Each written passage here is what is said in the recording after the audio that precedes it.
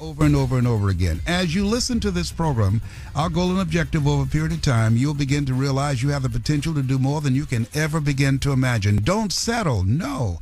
Just because you've had some setbacks, just because you've lost all your money, or if you've gone through some catastrophic experience, does not mean the game is over for you. As long as you're breathing, let me share something with you. You've got the power to reinvent yourself.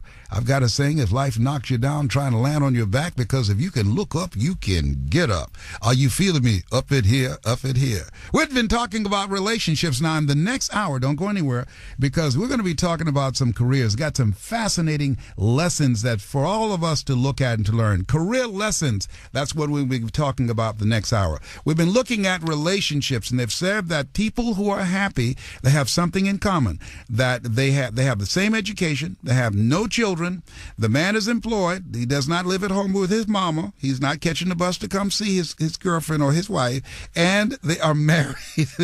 They've been married for less than 5 years. Now, researchers say that the happiness level drops off when the marriage lasts longer than 5 years, when the person gets older, and the more children they have. We've had people to defy all of those statistics. We have on this show, we have in our greatness community, we have stat busters. People with 5 and 12 children that are happy in spite of those statistics. Right now, who I'm going to talk to right now? I'm going to talk to Eric. Eric, how are you, Eric? Thank you so much for calling in Los Angeles. Eric, I'd like to hear your story. Les Brown, it's a pleasure to hear you, my brother. It's inspiring to hear you, and thank you so much for your program. Thank you. Yes, indeed, I was very intrigued by the study, and I'm also a marriage and family therapist, and I'm very happy. I adore my wife, and my wife adores me. And how long have you been married? For 8 years. Now, tell me, what is it that you take exception to that's in the study? I think that as far as having a degree does not define your level of commitment to your wife. Mm-hmm. There needs to be another more scary statistic. There's other studies that reflect that in my career, in a marriage family therapist, psychologist, that people that married the same major, but people in the same profession ended up in divorce. And a lot of my colleagues aren't divorced. They're divorced, separated, and yet they practice in the field of marriage and family therapy. You're kidding. You say a lot of your colleagues who are of marriage and family therapists, they are divorced? Correct. They're divorced. So why couldn't they make their marriage? Yeah. Why couldn't they? Yeah. At home, how can you handle others? Yeah. So why is it that they are not able to make their marriages work? I think in our field, especially, there's a lot of commitment. There's a lot of emotional and spiritual and emotional giving that you give. So when you come home, you have to provide that same emotion, that listening. My wife tells me, "You're not being a good therapist, Eric." Wow. I say, "Yeah, honey, I'm not. Help me out." Because you get drained emotionally. Okay, now, is this your first marriage? This is oh yeah, absolutely. My first, and I don't believe in divorce. This is my first in any marriage. That's it. The bottom line. So you're there. This is it. This is it. This is it. And better for worse. Let me tell you another secret. I think it's important for us to have traditions. My wife and I recently saw our marriage video. Our children, I have a child of 2 and 4. They're seeing our video and they're just blown away. And they say, "Mommy, Daddy, I want to see the video when you guys get married, when you guys kiss." They're excited to hear us and excited to see us in video. So you had your marriage videotaped, and you still watch that, and that brings back and keep that feeling and that romance there. And the children, they're part of that love. Absolutely. And then our tradition is for us to see it every year. Every anniversary, we go to the same restaurant that we met and had our first date.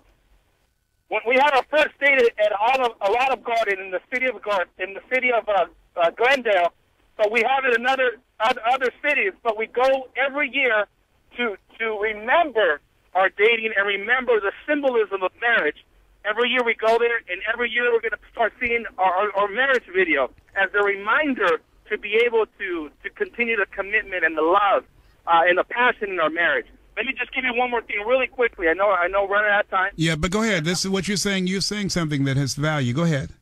Yeah, another thing that's really important to do is I've done marriage conferences, and one of the things I recommend, a book by the name of it's called The 5 Love Languages.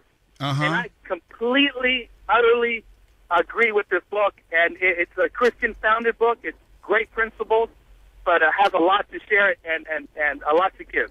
Fantastic. Well, listen, I want to thank you so much for listening and calling in and sharing that. And you just shared some good things. And may you have many, many more years together. Man, thank you so much. Les Brown, it's a pleasure, my brother. Hope we can meet someday personally. I look forward to it. Thank you so much for calling in. I appreciate you. Bye now. Yes. Boy, isn't that great? That's another great story there. Lorraine, thank you so much, Lorraine, for calling in. I want to hear your story. You disagree with the study. You've been married for 19 years, Lorraine. Lorraine, what is it that you disagree about the study? Well, it's a British study, is that correct? Yes. So they need to bring it here home. People who have goals, people still have goals to get married, have children, and live their lives together and grow old together and be happy. That still exists here very much, I believe. Absolutely. It exists here in the United States, but there are some statistics that indicates that those numbers are dropping of people who really believe in that and are able to create long, sustaining relationships. And I think that parents are trying to teach old-fashioned values to their kids again. That's my opinion, because kids are so caught up in the computer age, and all their relationships are online, and they don't look in people's eyes as much. And what we're trying to do, after 19 years, we have 2 kids, we're still so happy, but we teach the children the value of the personal relationship and what that means. I think people aren't doing that. They weren't doing that, but they're trying to do that more. Yes. Our story, we've been together for a total of 27 years. I married him 19 years ago, but we met each other, and like Julie said before, I married my best friend. That's good. And we've been through the Northridge earthquakes and the riots and kids, and we can't wait till our kids go off to college so we can be together again and live the rest of our lives until we're old and gray. That's a wonderful thing. Listen, thank you so much for calling in and sharing your story. May you have many more years of love and happiness together, Lorraine. Thank you. What is your husband's name? Glenn. Glenn, tell Glenn I said hello. Thank you very much. I will. All right, take care now. Bye now. Wow, is that good or what?